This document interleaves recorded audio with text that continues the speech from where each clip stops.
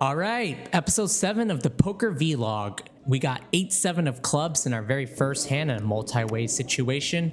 We got a 2 callers, raise to 30, and a call for 30. We could certainly call here for 30 and see a multi-way family pot, but I think it's superior to 3-bet to $130 and just try to take down the free $70, $80 out there. The thing is, with our stack depth at $500, 100 bigs, if the guy in the white sweater makes the call, he's playing for stacks. We have like less than 1.5 SPR. He knows I'm competent, and he knows he can't do much about it. So this is us leveraging a quote-unquote short stack, and they both fold, so it works out for the first hand.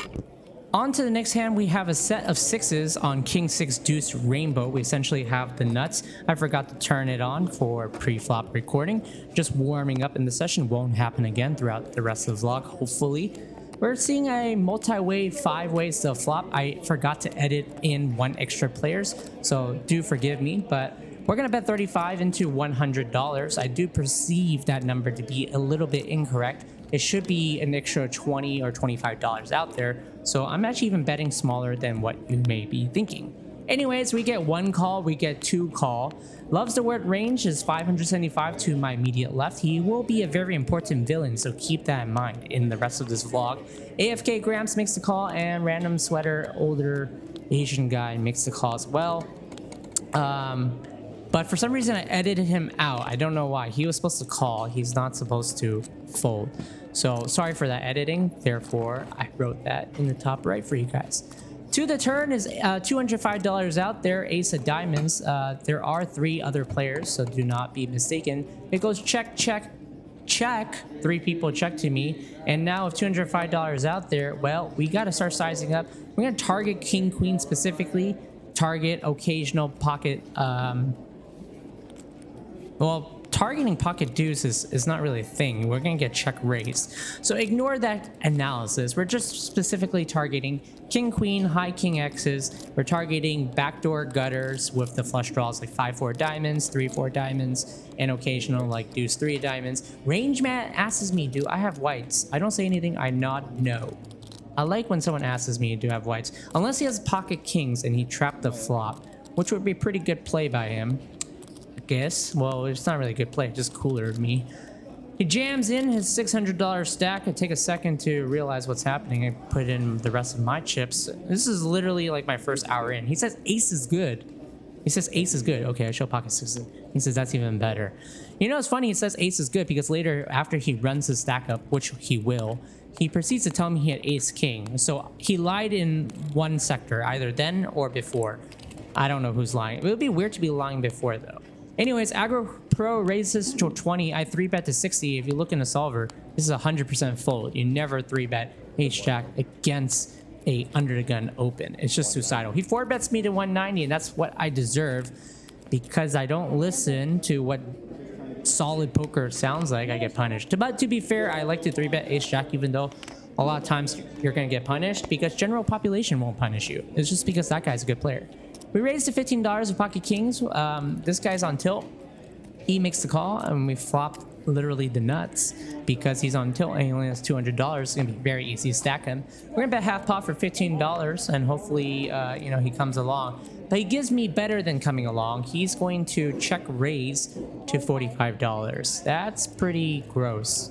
Well, at this point, well, he either has me beat or I have him beat, and I'm just gonna make the call because if he's bluffing, I'm gonna let him bluff off. I mean, he only has 1 SPR left. If he has equity, like, I don't know, like 20%, let him free roll it. I'd rather have him not fold his Jack X, because if he does have something like Jack 9, Jack 10, or Jack Ace Jack, I don't want him folding once I raise him. So I might as well let him barrel. He doesn't have much left. If he sucks out, he sucks out. It's not much. He bets $80. He has like $20 or $10 behind. I want the rest. That's a little extra. I'm like, hey, put in the rest of your chips. And he put it in. And yeah, we're gonna show him pocket kings, and he's not happy with his hand. I don't know what he has. He mucks it face down, but we take down a little pot. 8-6 of clubs. Okay, onto this hand. We're venturing. We're gonna open up for $15, and we get 3-betted from Range Man, who's now sitting with $1,500. You can see some whites on his stack now. 3 bets it to $60 because I've seen what he's been up to Range Man. Range Man is actually not a good player. Anyone who talks strategy at the table generally is not good. Just keep that in mind. It's pretty consistent tell. I'm gonna call. I usually would have a little bit more respect. Fold a little bit more often with 8-6 of clubs. Mandatory would need like 8-7 clubs to really defend. 8-6 of clubs. But I want to stack this guy, so I'm getting a little bit looser. Now Range Man has $2,000. I don't know why I'm raising. I think there's a straddle, or if someone open up to 10. There's no way I ever raise it up to $30 of pocket nines. Range Man makes the call for 30 and tight and tilt in the 11 o'clock position in the black sleeve, makes the raise to $100. Comes back to me, and now if you look here at all these frequencies, 100 big blinds, 200 big blinds, pocket nines are rarely calling in various scenarios. So, you know, best case scenario, it's like 44% calling in a really good situation for 100 bigs. And in like, you know, against really tight positions, it's like 75% folding. But what it means is you can call, especially when you have Range Man after you. That's what matters, because you know Range Man will never 4-bet over. He'll never come over, rarely. And basically you can see a flop for $300 and set mine. I missed the set, ace comes off, you see bet small, $50, I can't continue.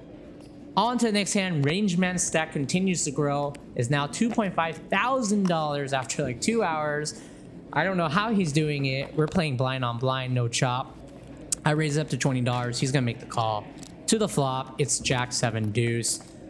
Pretty easy C bet. There's a lot of turn playability. Pick up clubs, pick up 10, pick up ace. You know, we can bomb all those possibilities.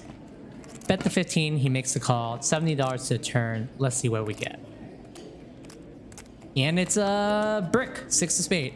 So with that, I'm gonna basically just shut it down. I feel like I can continue barreling like 1/3 the deck. I don't want to always barrel. So yeah, he checks back on the river though. I mean on the turn, and I river a queen of spade, and now I have top pair, good kick. I'm gonna overbet 1.5x pot. The reasoning is because, well, if he has bluffs, he can never call anyways, and if he has Jack X, this forces him to hero call me quite a lot. And I figured since he loves talking about range, and you know he wants to look like a hero, look at his white stack. He has like $2,000 in whites already now. He probably has more than 2.5k to be honest. He might hero call me, and he does. So we get maximum value, and he makes the fold. That's a nice little $290 pot. On to the next hand, we have pocket queens. We're gonna raise it up to $15. Range Man, once again, he 3-bets me to $50, and he has $3,000 now. I'm snap calling. Why am I snap calling, you're wondering? It's 90% call, 10% re-raise. When you're sitting 200 big blinds deep, EP versus EP, do not 4-bet your queens there because you're gonna get punished a lot. Anyways, check and flow, 10-6-4, rainbow, $100 out there. This my range is so protected because I got queens in here now, and he's betting pot. 105 into $100. I know it says 310. That's because I'm editing an issue, but we all know I'm making the call. Hollywooding a little bit for a few seconds just to allow him to barrel his bluffs, you know. It's some additional equity. If I hero call, it might make me seem too strong. Check on the turn. He checks back turn, and river is a 3 of spades. So he checks back turn. I'm going to target pocket jacks, target ace 10, target pocket nines, target pocket eights, and targets weird like 10x. I'm gonna bet half pot for 150, and he checks his hand. I like him tanking a little bit, because then it really means, you know, I got him in the blender. But he calls me pretty fast, but I'm still pretty confident in my hand.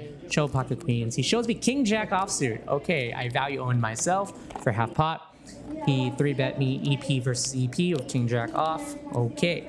In this hand, we have ace 5 clubs. I make the call on the button, but it's actually a 90% 3-bet. It's actually predominantly raising on the button of ace 5 clubs here. I know that, but I felt like mixing it in for a call.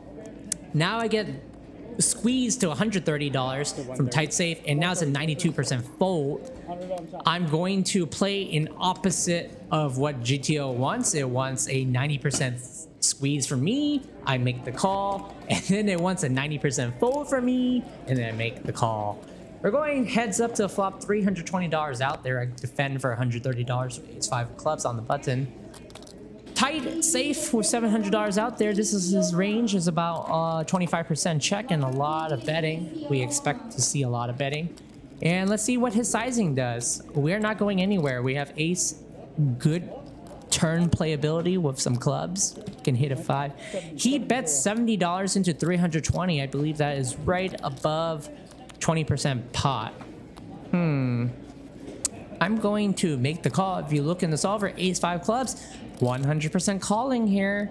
No raising, no folding, no all-inning to the turn. It is now a 4 of diamonds. Beautiful. We have some additional equity, $460 out there. Let's see what tight safe does.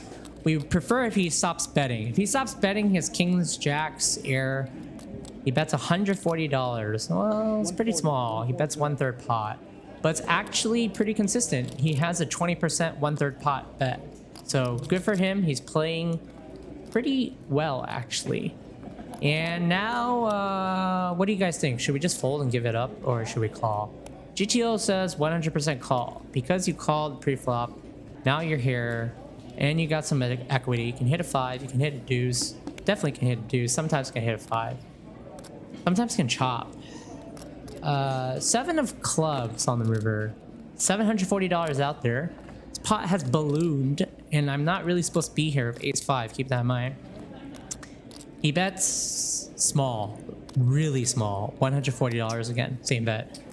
30% of the time, he's supposed to actually jam all in. 0% of the time, he bets 10% pot. This is not a real bet.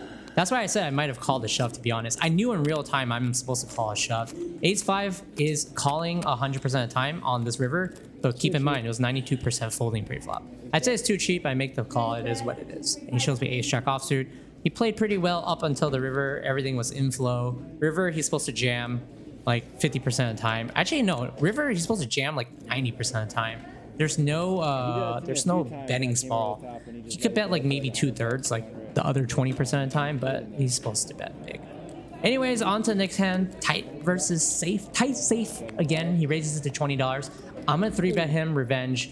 I'm sitting at $800 topped up back, and I got ace king, and I'm ready to battle. I want back my $500. To the flop. Let's get an ace. No, 10-9-3. It's not that type of day. Well, I'm gonna start betting small. I mean, you can also just like check, give up, I guess. This is not a really good board. I don't have a lot of playability. But, you know, I guess I can pick up some gutters. It is what it is. The thing is, like, in his range, he's gonna pocket 10s, pocket 9s a lot. So it's not that great of a c-bet. But I'm gonna bet 1/3 and just see what develops. Hopefully he folds. You know, that always works. You can just always bet and pray. But he's grabbing chips, and my stomach is tightening up. I'm like, oh man, I'm giving him more money. To the turn, $270 out there, jack diamonds. I have the nutter to the gutter, but I can't really barrel, because if you think about his flop calling range, it actually connects to the jack a lot. He's gonna have like 10 jack, he's gonna have like queen king, he's gonna have like queen 10, he's gonna have still pocket 10s, pocket 9s. And I don't have diamonds as well, so. But he checks back on the river, I mean on the turn, so that's interesting. And river now is a 4 spade, and if I bet bluff, I have to go big, like at least like 200. And I don't know if he's gonna believe me, because I just lost ace-5 hand against him. My reputation is a little bit tarnished. So based on flow of game, I'm just gonna check and give up. I don't think this is the time to be bluffing when my image is really hurt. And I don't know how often he's gonna believe me. So based on that, he checks back though. I say I have ace high. He says, how big is your ace high? I'm like, well, I like that question. He shows me ace queen. The fact that he didn't bet the turn with ace queen there, with a queen of diamond, makes me believe that he is a weaker player than I felt after my ace-5 hand, which means a lot of different things about my call down with ace-5. Anyways, on to the next hand, pocket 3s. 2 limpers. I'm going to start building a pot, but ideally we just take down the free like $17, $19 out there. If everyone folds, that's really good. That's some jack-in-the-box money. We get called by range man to my left, who's now sitting with $3.5 thousand. Dude calls to 25, another dude calls to 25, and another dude calls to 25. Range man did not check, he called. We're going 5 ways to flop, $125 out there. We flop bottom set on 8, 4, 3, 2 diamonds. Tilt safe, dude. Over $1,000. We've been battling out in the last few hands. Donk leads for $20. Very weird sizing for a donk lead. We're gonna get 1 call for 20. We're gonna get 2 calls for 20. I want to make sure at bottom set, which I do, and now we gotta think of the sizing. If we go $70, basically everyone calls us, and then we're just basically having like 30% equity against every combo draw in the world. So let's start charging. $80? How about $80? No, $180. $180, that sounds way better. $180. Range man makes the fold. Donk lead guy makes the fold. Caller makes the fold. Everyone makes the fold. Unfortunately, no real action. But to be honest, sometimes if we do get action, they're gonna have a set of 8s. Next hand, pocket aces. Range man makes the call for 15. Unfortunately, come on, someone 3-bet us. Let's get the 3-bet. How about you? Nope. Late position makes the call. I think that's Button, actually. I don't even know why I call him late position. He makes the call, and Big Blind makes the call. Okay, no one 3-bets my aces when I got aces. Let's see if we can take down this hand, shall we? 4 ways to flop, $60 out there. And the flop is a miracle flop. It's so much action. It's beautiful. Ace 7-3 rainbow. We have to check. We have too much. If someone has a set, they'll bet for us, and then we can start coolering them. But other than that, I mean, targeting the last ace, I'm not a big fan of it. There's not even a flush draw out there. So to the turn, it's a 6 of spade. Now that's getting a little bit dicey. Let's start betting for $30. Half pot, 1 fold, 2 fold. Big blind does in fact give us action. We don't want too much action. We just want some action. He makes the call, and that's the type of action I like, because if he had 5-4, he would definitely check raise. So now he could have spades, he could have 8-9, or he could have the last ace. So he checks to us, and now it's basically if he has bluffs, he never calls anything. So if he has value, he has either the last ace or he has 7-6, which means that both of those hands are going to call a big bet. No real reason to go half pot. If I go half pot, yeah, ace X is always 100% call, but 7-6 is calling an overbet anyways. So you know what we're going to do. Overbet, $120. We're going to go 180 for 1.5x pot. Target the 2 pairs and the ace X. He makes the fold. Unfortunately, on to the next hand, we have ace jack offsuit. Tighter tilt is he's off tilt for sure now, because, you know, I'm the one giving him money. We're going to raise his straddle to $40, and he's going to quickly give us the defend. $80 to flop. Let's hope we get an ace so we can start winning some money back. Still thinking about the ace 5 hand. Is ace queen 6. Well, 2 hearts, not rainbow. Pretty good board. We're going to size a little bit smaller. I'm not too big fan of it, to be honest. I think we should definitely go like 50-60 against this guy. And like if he has an ace, you know, he always has a call. But the nice thing about my small sizing is I allow queen X to peel me. So just depending on how wide you think he is. If you want to let him be wide, you go smaller, allow the queen X in. If you think he's specifically on ace X, you go bigger. $140 to the 9 of spade. And once again, I'm gonna go smaller sizing because I think I'm playing in flow and just letting him be wide with a queen X. He's in the straddle. He certainly can have some queen X. And if he thinks I'm capable of barreling, which I should be because I just literally played him with ace 5, he should have queen X here.